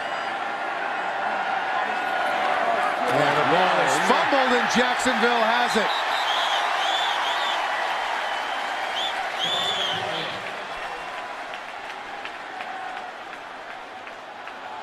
No. Oh. It looked like a Jacksonville player had the ball, Montavious Stanley, but somehow Jamal Charles was able to wiggle in there and come away with it. Matt Castle was not ready for that snap. Boy, it sure looked like Montavious Stanley got on top of that ball. But he's looking to the right. The ball snapped early. It's to the right. Jamal Charles somehow. I'm not sure how he came away with that. That's a strong little man if he was able to get that ball away from Montavious Stanley. Stanley had it, but Kansas City retains possession. 4-yard loss on the play, 2nd and 14. 2 field goals, that's been it for the Chiefs. And Castle throws it away. There seemed to be a miscommunication as the play clock was getting down to 0. Mark Bradley was in the vicinity, but the ball was well overthrown. This was another example. Brian Smith, you're going to see coming off the left side right there, completely untouched. Now, from my perspective, I say they didn't have anybody over there to block him, so the quarterback's got to know if that guy blitzes, he's hot. He's got to get rid of the ball. But maybe someone else is supposed to adjust. I don't know, but that's the kind of stuff that happened a little bit too frequently with this offense right now. And that's the kind of thing that brings up a 3rd and 14. Exactly right. Showing blitz. And again, Jacksonville coming. Hit as he released the football, but Kansas City able to come up with it. That's Leonard Pope, the tight end. I think Leonard may have thought he had reached the yard marker, but unfortunately it was close to the original line of scrimmage. It'll be 4th and 9. It's the little things. Goodness. Yes, you need to get to the next marker. Well, they were able to convert on a 3rd down, so a small step in the right direction as we once again see Dustin Colquitt, who's had a big afternoon. Fair catch called for by Mike Thomas and made. 12:52 left to play. Kansas City, really, it's a 2-possession game. So despite the dominance by the Jaguars, the Chiefs are just one big play away from being right back in it. They're going to get a steady dose of that guy right there. Maurice Jones-Drew from this point forward, I think. And he's been held pretty much in check today. And we have a player down on the field, so the training staff of the Jaguars is out.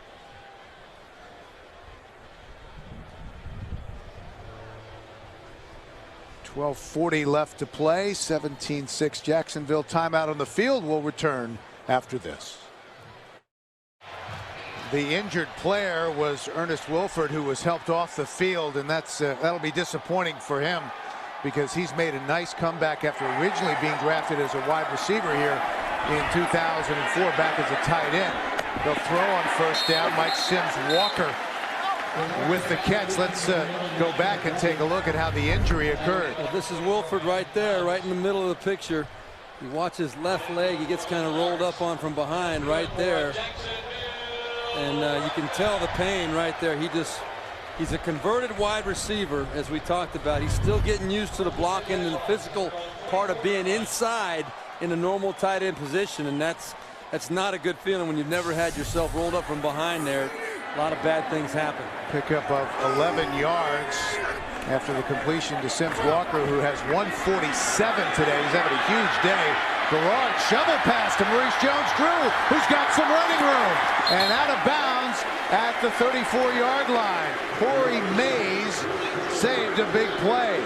You hit it right on the head, Bill. Corey Mays did something that you don't see happen very often. We saw how many Tennessee Titans last week try an arm tackle and knock this guy around. It doesn't happen very often, but you'll see Corey Mays coming right in there and just get enough of Maurice Jones-Drew to knock him out of bounds. If he didn't make that play, we might be seeing Maurice Jones-Drew still running right now. Maurice Jones-Drew, 21 carries on the ground and 58 hard-fought yards. 37 yards receiving. 1st and 10. Right side. Jones-Drew. Look at him move that pile. Man, that is some tough running to the 42-yard line.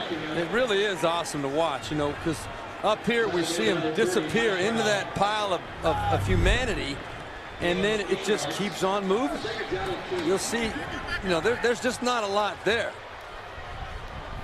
First contact right there at the 37, and let's see where that ends up. I mean, he drives, still driving to the 42-yard line. 7 yards after the first contact. So second, we'll call it 2. Again, inside, that's Rashad Jennings, the rookie who scored his first NFL touchdown earlier today. Jennings is some story out of Liberty. Started his college career at Pitt, transferred to Liberty to be closer to his family. He had 22 100-yard games at Liberty and scored 42 touchdowns. 7th-round draft pick, and he could turn out to be a real find for the Jacksonville Jaguars. Jones-Drew is back in the ball game. Quarterback sneak on 3rd and short, and that will be a 1st down across the 45, close to the 46-yard line.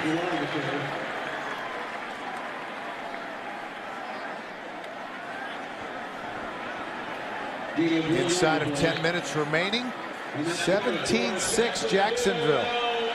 There you see Castle and Haley trying to figure out who knows what they're talking about. You're thinking probably the next series, but maybe it's something a little bit more deep.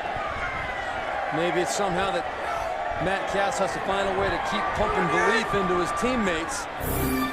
Such a hard situation to be in right now. Jennings is the deep back. Garrard able to get rid of it, and he was hit hard. To look at the standings in the AFC South as the Texans are trying to keep contact with the Colts. Colts unbeaten. Toss it to Jones-Drew. Tries to get to the perimeter and driven out of bounds.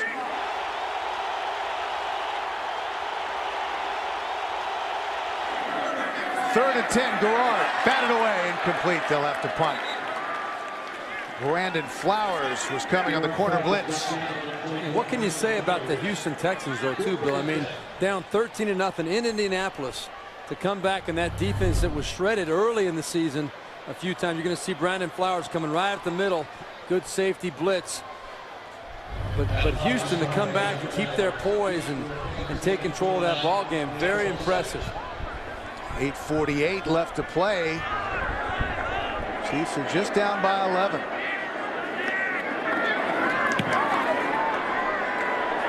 Podlish, good punt, and he had his foot on the goal line, and we have a flag. So let's see what this is all about. Tyron Brackenridge. I think they might say he might have stepped on that line and then come back and touch the football.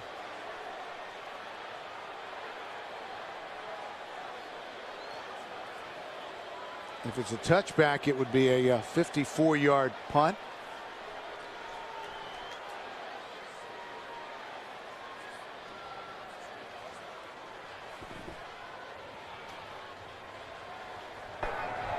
Illegal touching of the kick by the kicking team. Number 41 went out of bounds and was first to touch it, took it into the end zone.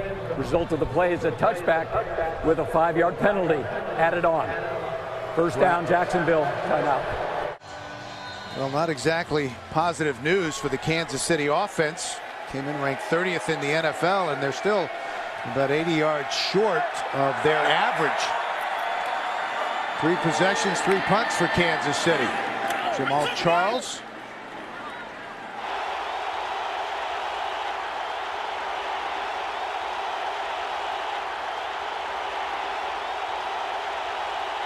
Castle somehow able to keep his feet, survive the first wave, but not the second. Terrence Knighton. The Jaguars loved him from the start of training camp. Let's take another look. Plug in the middle there with John Henderson. They call him pot roast. He's very athletic. I mean, he looks a little bit like a large pot roast, but he's very athletic. He even played wide receiver in high school at 265 pounds. He looks like he's got a pot roast in each cheek back there, too. I'll tell you, stuffed into those pants.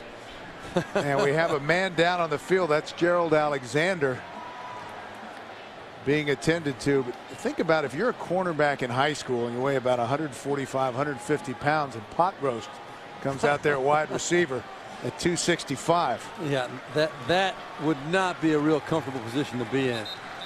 And I guess he could catch the ball too. The rumor has it he made some plays. Alexander walking off the field under his own power. He's had a big game for this Jacksonville defense, and they've played well. Well, here we have it again, 3rd and 15. You know, Matt Castle had no chance. Big John Henderson ran a little stunt inside, came up the middle untouched, and now we're looking at 3rd and 15 again.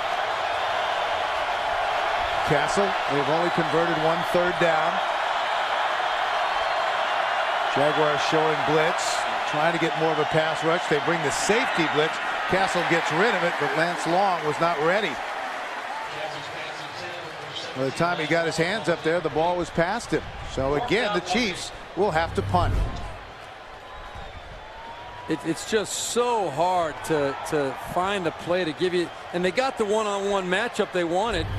but for whatever reason, the rhythm was not there. You know, maybe Lance Long was a little bit too short on his route. Maybe Matt Castle was a little bit early on his throw. The bottom line is that it just happens way too often. They've got a lot of work to do still with this Chiefs offense. Colquitt. Thomas will be able to return this one.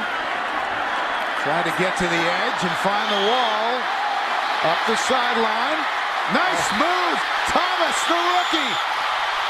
What a return down to the 22-yard line. Finally, Mike Brown made the stop.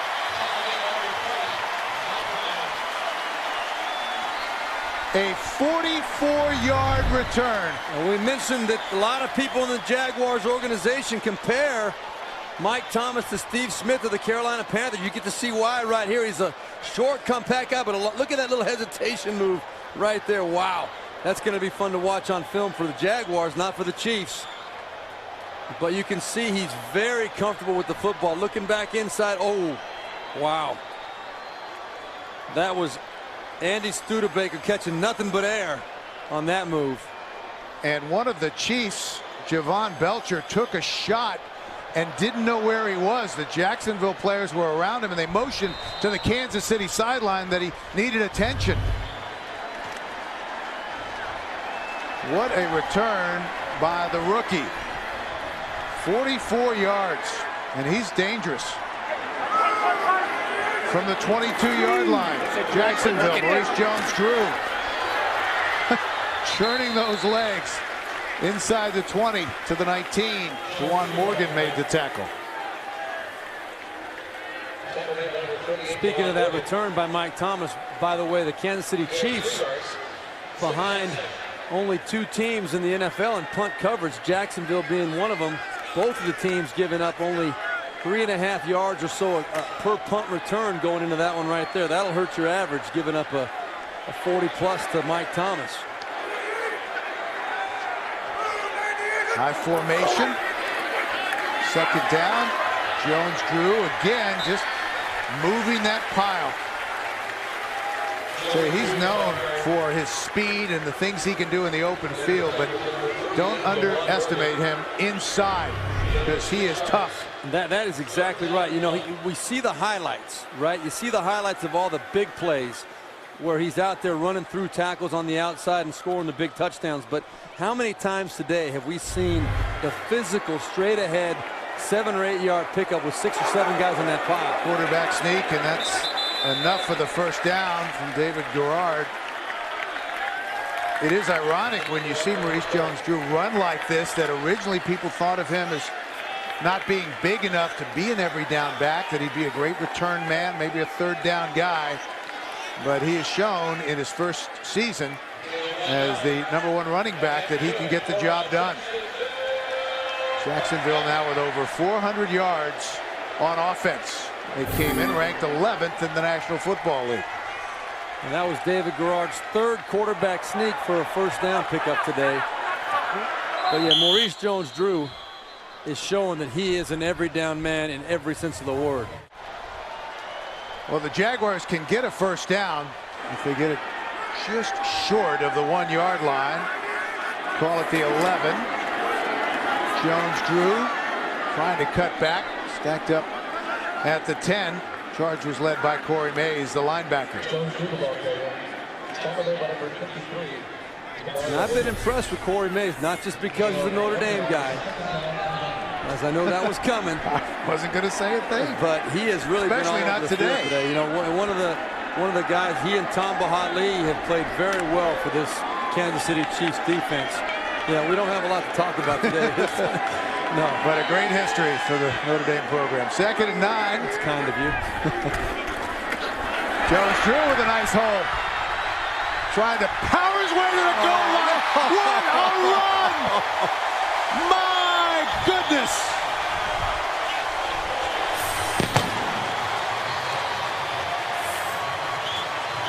Unbelievable!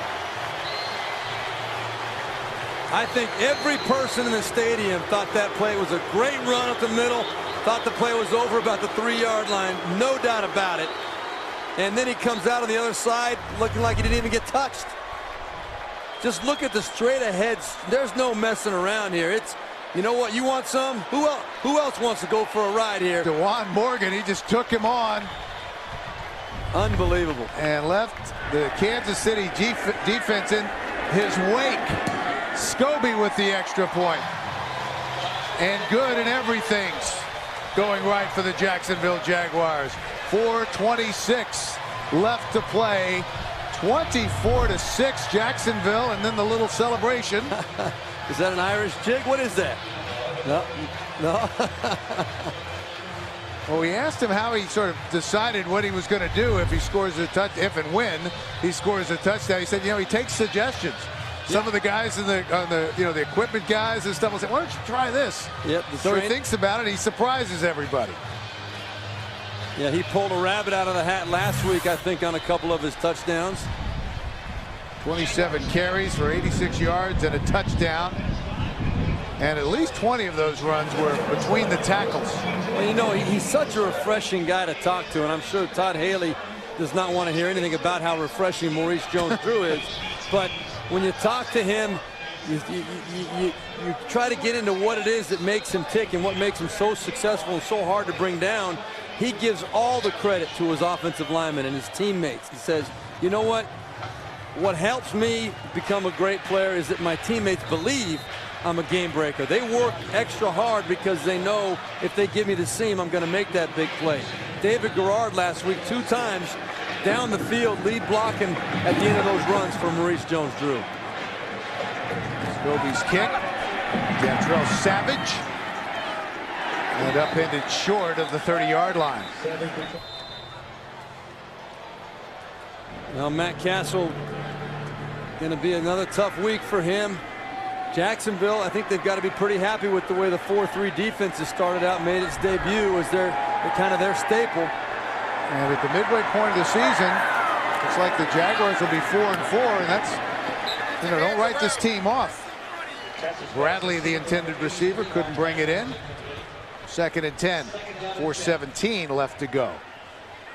And Garrard with his first touchdown pass today since week 4. Good numbers for him. 18 of 27, 264 yards. Sims Walker with a huge day.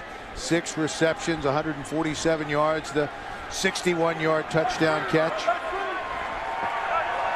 Good day on both sides of the ball. Just what the Jacksonville Jaguars needed. Showing blitz. 2nd and 10. Here they come. The slant to the slot man, Lance Long, and he's able to bring it in. Brought down close to the 37-yard line by Darrell Smith. Can you just get the sense, though, Bill, how tough it is for this Kansas City Chiefs team to make yards? I mean, just to complete a 7-yard pass, they got one there, but they just don't do much more than that. They haven't done anything that really gets you excited today. Well, that was a nice adjustment on the ball and a terrific catch by Dwayne Bowe, who's not giving up, fighting for extra yards down to the 45-yard line. This is a great individual effort by Dwayne Bowe, who, if there is a consistent shining star for this team right now for the offensive team, it is Dwayne Bowe for sure. But it tells you a lot when they signed Chris Chambers and he plays as much as they signed him this week. He had a terrible game when they played San Diego, and that time Castle just dumps it down and they're going to rule incomplete pass. But Chambers had a bad game when they played against San Diego a couple of weeks ago, yet they still signed him. They feel like he's got the skills. He may be a playmaker. They definitely need playmakers for Kansas City. They consider him an upgrade. But it says a lot. Yeah, they have a lot of pieces still missing. And Scott Pioli again told us, he said when we came here, we look at it, we say, well, we need a couple players here, we need a couple players here, and all of a sudden, you know, you need a lot of players in different positions, and one of them right now is definitely wide receiver. It's going to be a long process for the Kansas City Chiefs. And sacked. This is the Jacksonville team that came in with only 5 sacks all year. John Henderson, the 2-time Pro Bowler, was the man who will be credited with the sack in his 8th year out of Tennessee. 1st-round draft pick in 2002. That is a big man. And here's People with 2 names. It's a good day for the hyphens. Yeah. 270 total yards, 12 points. Kansas City, 183 total yards.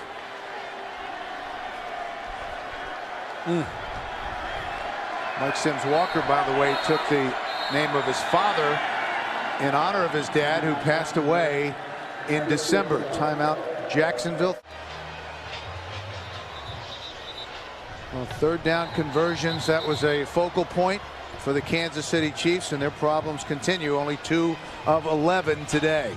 And they're facing another 3rd and 18 here. It seems like I've said that about 10 times out of their 11 third down opportunities already. And it's a grind. I mean, you can see it on the face of Todd Haley, and he knows the challenge. Now, he did tell us yesterday that he can see the progress being made. It's not something you can measure, but it's changing the whole culture and attitude of this team. Castle steps up, goes deep. Chris Chambers, touchdown! Chris Chambers, who we just talked about, signed this week off of waivers from San Diego, and he has a touchdown for the Kansas City Chiefs. 54 yards. Wow. What a great gutsy play by Matt Castle, and Chris Chambers showing people, you know what? I can't help this team. I can make a difference. And Todd Haley said the speed is what he brings. They don't have anybody really on this team that can run and really scare anybody with the speed. Right there, Chris Chambers got behind everybody, and Matt Castle, gutsy play and throw with everything working against him to make that play at this point. Succop on to try the extra point with 2:32 left to play. And it's good. So an 11-point ball game. 24-13 Jacksonville after the long touchdown pass to Chris Chambers. Chambers, originally a second-round draft pick by Miami in 2001. He started 111 games for the Dolphins and then the Chargers. 482 catches for almost 7,000 yards, 53 touchdowns. He played against Kansas City for San Diego 2 weeks ago, and today he's a Chief. And he gives them a big play strike.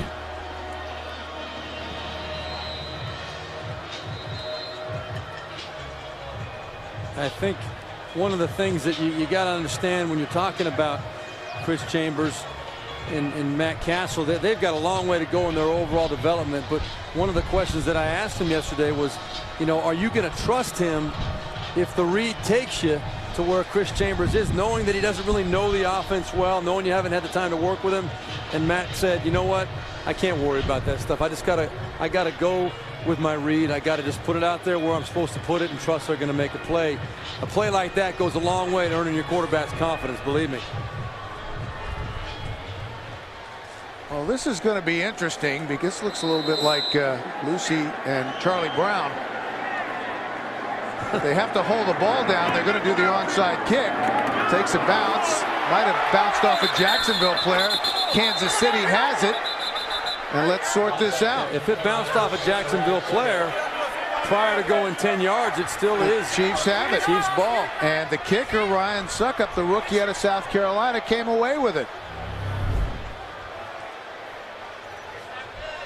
There's no doubt it did not go 10 yards, but right there.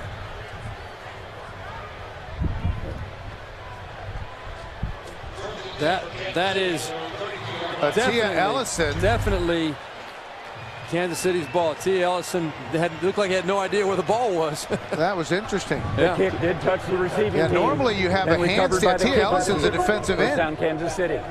Yeah, I'm surprised. You did not see many big players like that out there on the kickoff return team. And how often does a kicker recover an onside kick?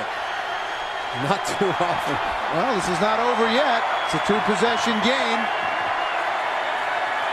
2:31 left to go. Castle to the sideline. Bradley. And that's a nice pickup on first down, out of bounds at the 44-yard line. Boy, he was one shoestring away from taking that thing down the sideline. No doubt about it. He knew it too. Mark Bradley knew if he could get by one tackle, he might be off to the races. All of a sudden, there's a little bounce in the step of the Kansas City Chiefs. Castle, here they come on the blitz. He's able to get rid of it up the sideline. This could be pass interference. What a catch! Tremendous grab by Dwayne Bowe. Being jostled as he went up the sideline and able to come down with it on the 20. Boy, I'll tell you what, you can't say enough about Matt Castle. We had Reggie Nelson coming off the slot untouched, hit him right in the rib cage. 36 yards on the completion. They wanted to get one more play off before the 2-minute warning and couldn't do it. Well, it looked like Kansas City was going to go gently into that good night, but that has not happened. Matt Castle, his last 3 attempts, 3 for 3 for 102 yards and a touchdown, and the Chiefs are threatening once again.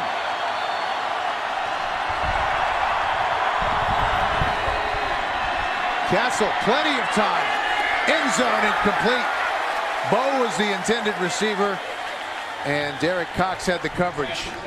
That was a nice job by the rookie 3rd-round pick out of William & Mary. Well, I like what I'm seeing out of Matt Castle here right now. Definitely, he's saying, you know what? I'm going to let it all hang out. I'm going to try and make some play. We need something to get this offense sparked and excited. Derek Cox played that very well. Matt Castle almost got that ball over the top, but I like the fact that, hey, you know what? You got nothing to lose. Take a few chances. Let's see if we can make a play. Give some of these guys a chance. Big difference for Castle in the second half. Less than 100 yards in the first half. Gets rid of it, and he had Bowe wide open. Again, I think Big John Henderson was back there applying the pressure. I think if Matt had another second to sit back and wait for that play to develop, he would have been able to put that ball on the money, because you're right. There was a touchdown waiting on the other end. 1:47 left to go. Chiefs trail by 11, so it would take a touchdown, a 2-point conversion, and a field goal. So a lot of things would have to happen in a short amount of time for Kansas City. And I'm confident that if they don't get the first down here, that Todd Haley will kick the field goal right now to get one of the 2 scores they need. Castle again with time, incomplete, and we've got a flag. It's going to be pass interference called on the rookie, Derek Cox. Jacksonville is saying it's on Bowe. So let's see if it's on the offense or the defense. Illegal contact, number 21 of the defense. When they call it on Derek Cox. Automatic first down. Well, Bowe is a very physical player, and Cox trying to get up all over him. But now, you know what? That is a rookie mistake right there, because in college football, you can maintain that contact like that up the field a little bit and get away with it. In the NFL, after 5 yards, you cannot have that contact with the receiver. If the contact is lost at all, you cannot reestablish contact outside of that 5-yard zone. So Derek Cox has experienced something that a lot of rookies experience, getting to understand the NFL rules on the outside. Jacksonville, one of the least penalized teams in the National Football League, but a fresh set of downs for Kansas City. They run the slant to Lance Long out of the slot, and he's brought down at the 13-yard line. Clock continues to run, under 1:30 left to play. That's one of those passes you almost wish you didn't complete it, because it just eats up time for 2 yards. 7 catches, 67 yards for Lance Long to the end zone, incomplete. Chambers was the intended receiver. That's one of those plays we were talking about, Bill. That's Matt Castle and Chris Chambers not being on the same page. Matt Castle knew exactly what he wanted Chris Chambers to do, but you can see right there, Chris Chambers was not on the same page at all. That ball, if it was not tipped by Reggie Nelson, would have definitely been picked off by Derek Cox. So the Chiefs actually got a break there. One defender knocking it away from the other. 3rd and 7. Chiefs with 2 timeouts remaining. 1:16 left. They trail by 11. Here's the blitz. Castle. Long. Out of bounds. Close to a first down at the 5-yard line. Looks like he might have gotten it. And that will bring up 1st and goal. It quiets the crowd. Now the Kansas City Chiefs have only been in goal-to-goal situations 9 times. This is the 9th time this year. So this is not familiar territory for them in 7 games. This being the 8th game, only 9 times in this territory. Only in the red zone 14 times coming into week 9. But again, they've been pretty successful once they get there. Castle with time, sprinting away, guns it, touchdown. That is a nice grab again, Chris Chambers. And we have a flag on the other side of the field, so let's check the penalty. Offside. Number 54 defense lined up in the neutral zone. Penalty is declined. Touchdown. So how about that? Chris Chambers claimed off of the waiver wire, and he has 2 touchdown catches. Yeah, this was a super job by Matt Castle of buying time with his legs, letting somebody get open, pop open in the end zone, and Chris Chambers, the lucky recipient. 2 touchdown catches, a good way to get on everybody's good side in the red and white. And that's after only 2 days of practice with the Kansas City Chiefs. All right, this is important. 2-point conversion, they have to have this. Well, you got Jamal Charles right here, and you got Bo right there. Those are the 2 obvious playmakers in this situation. If they get it, all they'll need is a field goal to tie the game. Charles fighting his way to the goal line. He's got it. Jamal Charles, and now it's a 3-point game with 1:01 left to play. Jack Del Rio says, are you kidding me? I thought we had this one won. A couple minutes ago, but he knows. He's been around long enough to know how quickly it can change, even against what would be considered a bad team. But there's Jamal Charles. That's the 2nd time we've seen that middle screen. And right there, just enough to get it across the goal line for the 2-point conversion. Key, very key. And this is Todd Haley has got to be extremely excited to see that this team, led by that man right there, Matt Castle, has not thrown in the towels. Well, they're going to try another onside kick. Here was the problem with the last one. I'm not sure why Attila Ellison was there, but it hit him, and Suckup, the kicker, was able to come away with it. The only thing I can think of why Attila Ellison would be there would be to protect the other guys, to try and take out a couple of the Chief pursuers. He's out there again. There he is. I'm sure he was informed that, hey, if that ball happens to be coming right at you, you might want to try and swallow it up or let it go past you, but don't let it hit you. Attila Ellison, 2nd year out of Missouri, he was signed off the 49ers practice squad last December.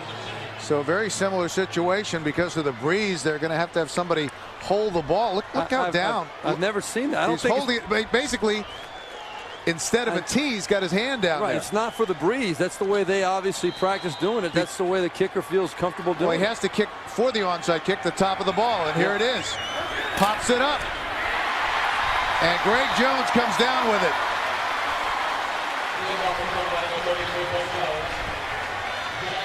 Yeah, that one did not get the bounce that Todd Haley was looking for.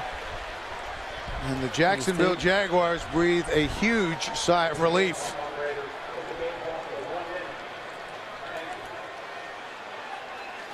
Minute remaining. Kansas City with 2 timeouts left.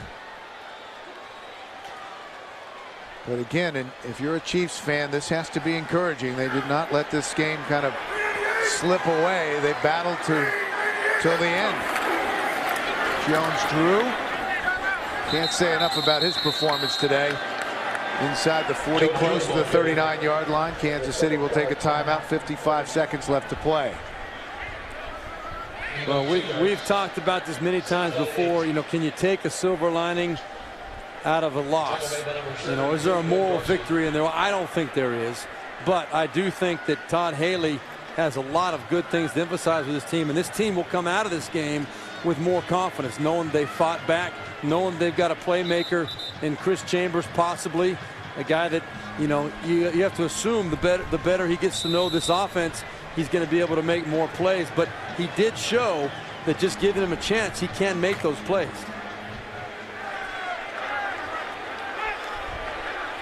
Kessel 10 of 18, 161 yards and 2 touchdowns.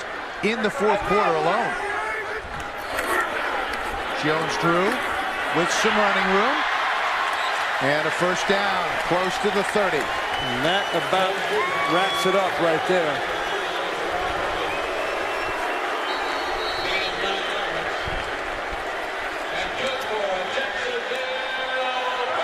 Another timeout on the field by the Kansas City Chiefs, but this one, barring a turnover and a shocker at the end, is over.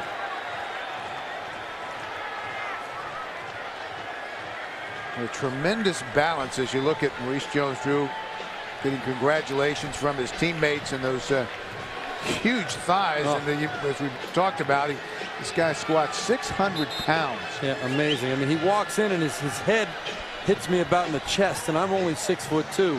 So you say, how can this guy do it? But then you look at those legs and you look at the powerful build that he has and how wide his shoulders are, and you understand why guys just bounce off of him. So we saw all the big plays by Maurice Jones-Drew last week, and his much different effort today shows you how multi-dimensional he is. Just some tough running inside. Good day from Matt Castle. Lots of positives to take away now because of the late comeback by the Kansas City Chiefs, and that will be the last play of the game.